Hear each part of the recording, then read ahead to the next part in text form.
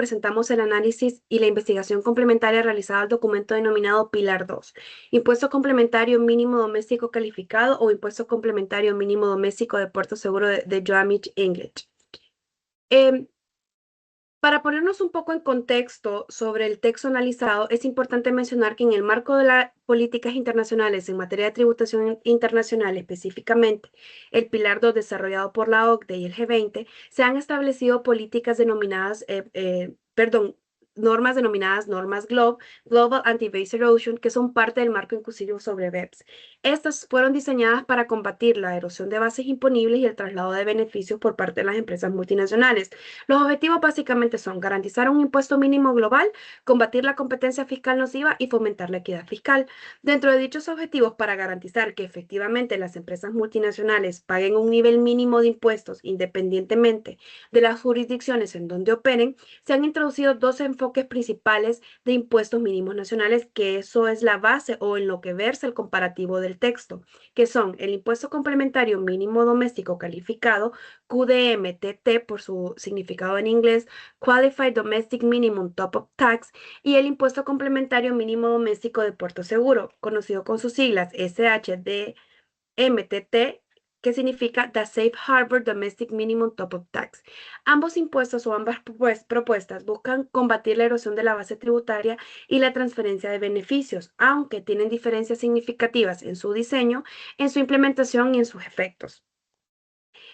Como parte de los conceptos principales y para que entendamos la diferencia de ellos, el QDMTT o el impuesto calificado tiene como objetivo permitir a las jurisdicciones recaudar impuestos complementarios sobre las ganancias de las multinacionales a nivel doméstico, reduciendo o eliminando la necesidad de impuestos complementarios internacionales. Por su parte, el impuesto complementario mínimo doméstico de puerto seguro ofrece una alternativa más simplificada basada en los datos del informe Country by Country, diseñada para cumplir automáticamente las pruebas de puerto seguro y garantizar que los impuestos complementarios internacionales no sean aplicables.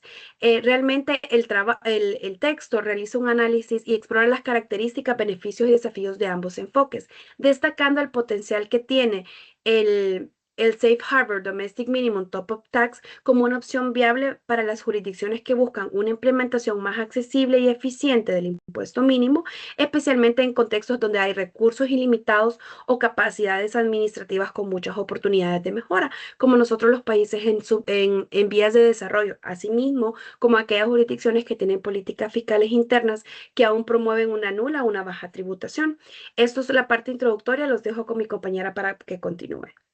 Sí, ampliando un poco lo mencionado por ti, Jenny, en el contexto de las empresas multinacionales que operan en jurisdicciones de bajo impuesto, la implementación de un sistema fiscal que permita a las jurisdicciones recaudar impuestos de manera efectiva siempre puede representar una problemática por la complejidad y los costos asociados a poder diseñar estos sistemas, además de incluir preocupaciones como cuáles por la preocupación por la transferencia de beneficios excesivos a estas jurisdicciones, lo que podría resultar en una pérdida de ingresos fiscales para los países de origen. Es por esto que en el caso de estudio, la doctrina utilizada en el documento se enmarca en las reglas del modelo GLOB y el concepto de aplicar un impuesto mínimo global, las cuales forman parte del pilar 2 del proyecto B. Hemos extraído las ventajas, desventajas y las principales diferencias de ambos métodos para su estudio, pero paso a mencionar algunas diferencias clave entre estos. El Safe Harbor, este mecanismo permite a las empresas cumplir con un impuesto mínimo global de manera simplificada y ofrece un puerto seguro a las empresas que cumplan con ciertos requisitos, los cuales le otorga certidumbre fiscal. Y evita la aplicación de impuestos adicionales siempre que paguen el 15% sobre la base imponible de estas jurisdicciones, que es lo que menciona esta norma. Por su parte, el método QDMTT, el Qualified Domestic Minimum Top-Up Tax, es una versión más flexible del puerto seguro, que permite que un país implemente una tasa mínima de impuesto nacional sobre las multinacionales que no alcanzan el 15%. Es importante mencionarle que este método se aplica cuando las multinacionales no pagan suficiente impuesto local. Sin embargo, este método permite algunas deducciones específicas o en un proceso de revisión adicional de la base imponible para determinar si hay algún ajuste excesivo. Le voy a estar compartiendo la definición. El QDMTT es un impuesto complementario mínimo doméstico calificado, coherente con las normas GloBE y acreditado contra impuestos internacionales complementarios. Sin embargo, el puerto seguro es un impuesto complementario mínimo interno diseñado para cumplir con las pruebas de el country by country.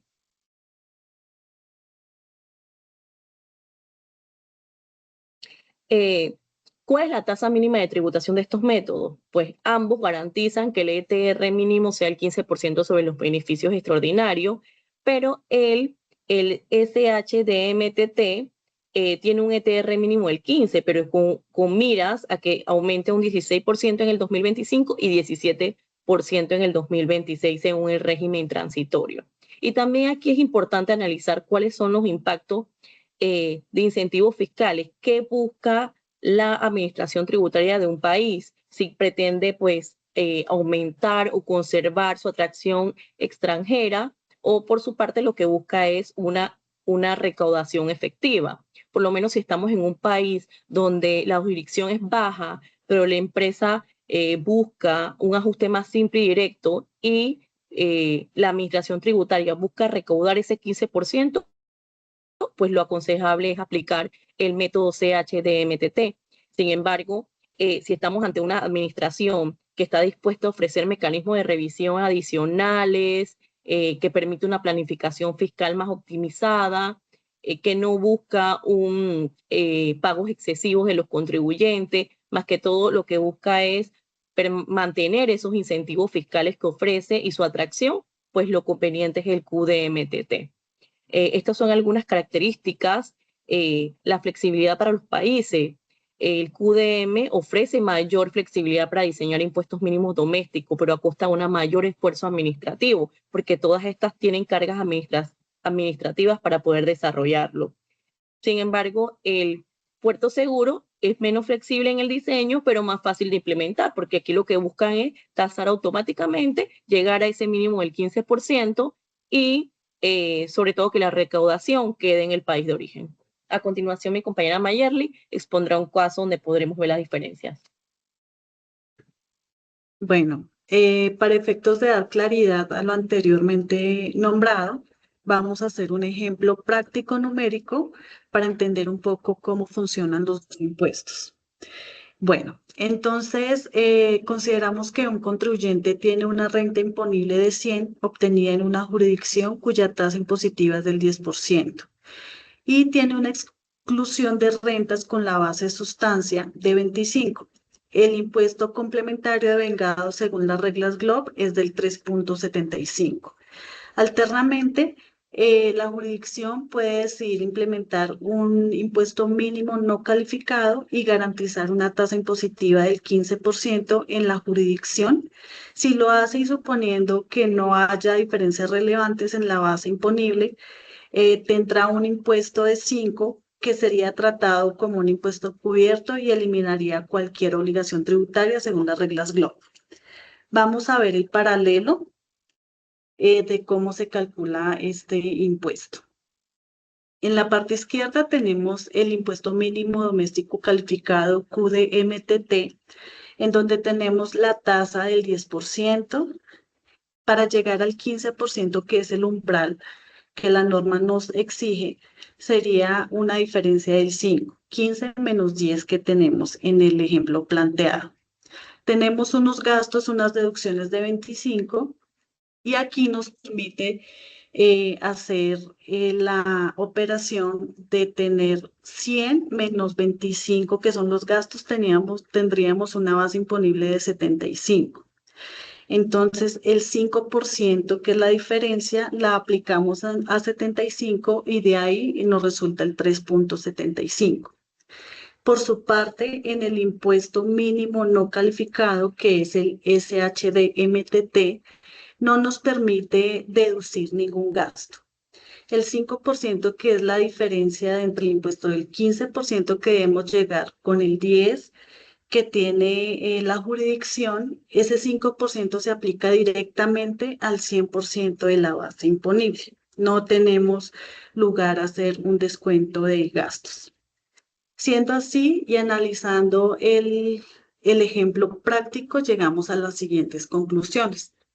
Para empresas con operaciones en varias jurisdicciones que tienen tasas de impuestos locales inferiores al 15%, el SHD-MTT podría ser la opción más simple y clara, ya que ofrece un mecanismo de cumplimiento directo y menos riesgo de complicaciones fiscales.